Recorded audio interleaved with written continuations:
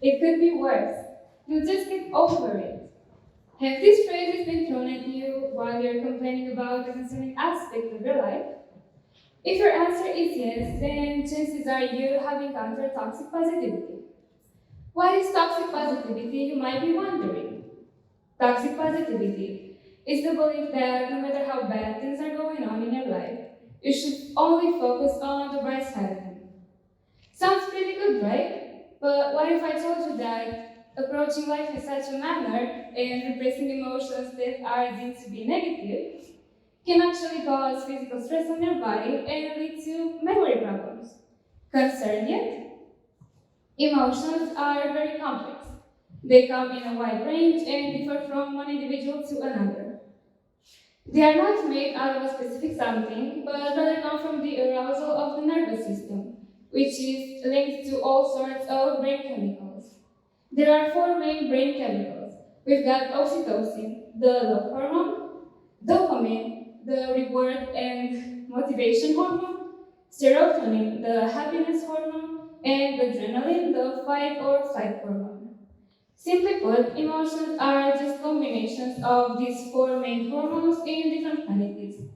Let's take anxiety for example. Anxiety comes from low levels of dopamine, or depression and sadness. These both come from low levels of dopamine and serotonin. As you can see, sometimes the hormonal levels get out of hand, being either too high or too low, and then imbalance settles in. It is mandatory to get the levels back on track in order to live a healthy life, mentally and physically speaking. Now that you've got a brief comprehension of what emotions are and how they function, you're probably wondering what is to be done when imbalance settles in.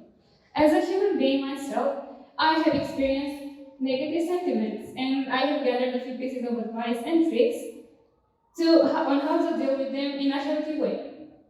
Let's say you're low on dopamine.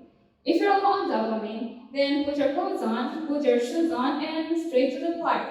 It is scientifically proven that taking a walk in nature can actually boost your dopamine levels. And if you're an animal lover just like me, then make sure to highlight the park part because there are a lot of kiddos, just as you can see right there. If you're low on serotonin, you could enjoy a good meal. I personally like to bake some chocolate chip cookies. And you could also light a scented candle or even read a book, whatever sounds like self-care to you.